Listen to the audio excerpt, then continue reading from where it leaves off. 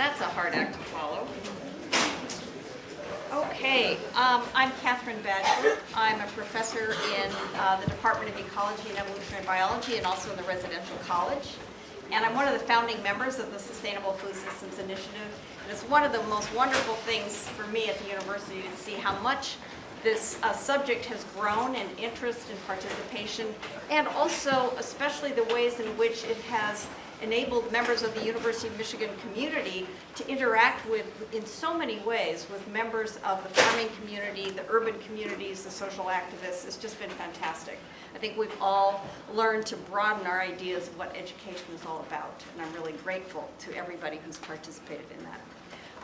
I have the pleasure this evening of introducing Kris Harrison, or Kris. Kris is a professor in communication studies, and she studies the effects of mass media on children and adolescents, including the effects of media exposure on nutrition, health, body image, and eating disorders. She directs the Media Psychology Group at the Institute for Social Research, where she works with students to study media, health, nutrition in the context of race, gender, disability, and sexual orientation. Her favorite food is candy. And the title of her talk today is Fried Old McDonald's and Hatman Oatmeal, Young Children's Food Brand Recognition and BMI. Welcome, Kris.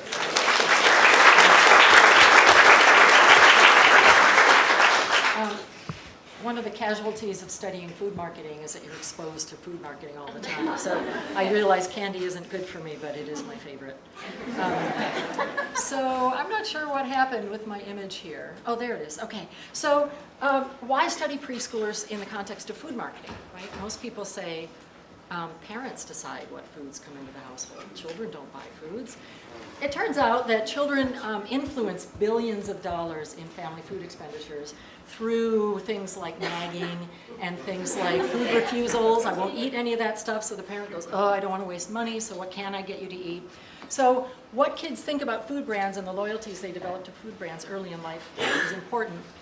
And also during the preschool years, this little dip in this curve that you see, the dip is called the adiposity rebound. So in children's body mass index, when they kind of lean out in the preschool, early school years, and then they start filling out again, if that adiposity rebound comes earlier in life, their chances of being obese in adulthood are higher. So what they eat and what they want to eat in preschool actually has real consequences. So I am going to talk to you about a project that my lab, the Media and Development Lab, has done with 18 preschools in 3 Michigan counties. You can see some details here about what we measured, but essentially it was a parent survey, and then we interviewed kids and took weights and heights of the kids on the spot. And so all of these variables I'm showing you are all of the variables up until child BMI percentile. They're all known and shown in research to be predictors of early childhood BMI, overeating, obesity, etc. Okay? And then we measured child BMI percentile by taking stadiometer and a scale into the preschools. And then we did individual one-on-one interviews with kids to measure food brand recognition. So how do you measure food brand recognition in preschoolers? We have a measure that is, there are about 30 different food brands, and it's a booklet, and we show them the food brands, and then we say, which of these foods does this brand go with? And so for McDonald's, you see a hamburger, a hot dog, and a taco. So the right answer is hamburger.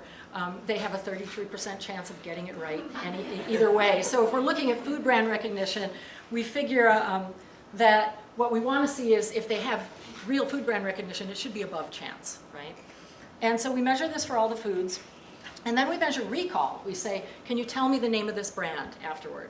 And recall is notoriously lower among kids than recognition, right? They can remember. Multiple choice is easier than fill in the blank.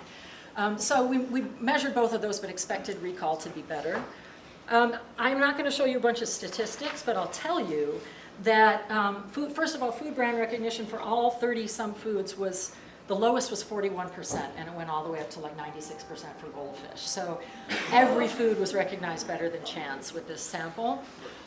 Recall was pretty low, but I'll return to recall in a second.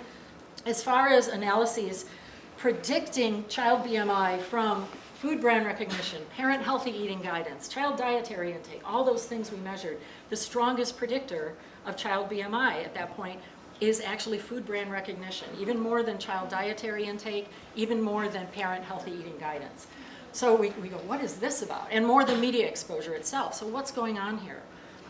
So one of the things that I like to do in research with kids is, because I'm a media psychologist, I'm trying to figure out what schemas are they using to see the world through. And a great place to figure this out is when you're asking them about some kind of test that has right and wrong answers. If they get it wrong, what do they say? What is their wrong answer? How are they seeing things wrong?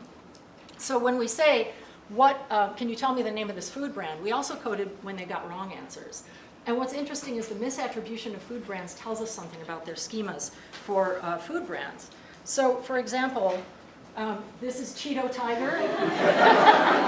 Right? So that's Kellogg's Frosted Flakes, but the child didn't know and said Cheeto Tiger, right? Because it's Chester Cheetahs on Cheetos, Skittles for M&Ms, Gold Bunnies for Goldfish. Does anyone know the other bunny shaped? Right, Cheddar Bunnies. And then Cheerios with candy for Lucky Charms. So here what they're doing is confusing brands, right? The brands are getting confused with each other. Another sort of schema is fried old McDonald's. And then, this was my favorite, the Green Giant, Incredible Hulk, Beanstalk, He-Man, Peter Pan, the Grinch, every green character they could think of. Then there's just trying to figure out what it's called based on elements of design. Hatman Oatmeal, that must be Cookie Maker, Aunt Jemima, they remembered something sweet that comes from her. Mustache Guy. And then this last one is just random, Chaplain Fish. Just random guesses, okay? So what this is showing, though, that I find really interesting is, at this age, we are so surrounded by media and marketing, kids don't know the difference between Old MacDonald Had a Farm and McDonald's. They don't know the difference between the spokes characters, the brands, and the fantasy world in their storybooks and their media. So the implications, just to put these up here, is first of all, we need to keep looking at child food brand recognition as a predictor, because it's coming through earlier in life than a lot of the known predictors of child overweight are coming through. But the other thing I'd like to do that I think is really interesting is have my lab look more into children's perceptions of food brands, their sort of affective relationships with food brand spokes characters, to see how much that is that these early childhood sort of attachments that they develop to these fantasy characters might be facilitating attachments to food brands that then persist through life.